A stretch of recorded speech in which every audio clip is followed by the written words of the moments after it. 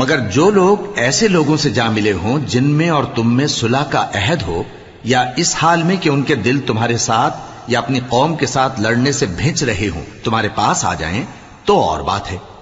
اور اگر اللہ چاہتا تو ان کو تم پر غالب کر دیتا تو وہ تم سے ضرور لڑتے۔ پھر اگر وہ تم سے کنارہ کشی کریں، یعنی تم سے نہ لڑیں اور تمہاری طرف صلح کا پیغام بھیجیں، تو اللہ نے تمہارے لیے ان پر زبردستی کرنے کی کوئی سبیل مقرر نہیں کی۔ تم کچھ اور لوگ ایسے بھی پاؤ گے جو یہ چاہتے ہیں کہ تم سے بھی امن میں رہیں اور اپنی قوم سے بھی امن میں رہیں، لیکن جب فتنہ انگیزی کو بلائے جائیں تو اس میں اوندھے منہ گر پڑیں۔ تو ایسے لوگ اگر تم سے لڑنے سے کنارہ کشی نہ کریں اور نہ تمہاری طرف پیغام صلح بھیجیں اور نہ اپنے ہاتھوں کو روکیں تو ان کو پکڑ لو اور جہاں پاؤ قتل کر دو، اور انہی لوگوں کے مقابلے میں ہم نے تمہیں کھلی چھوٹ دے دی، اور کسی مومن کو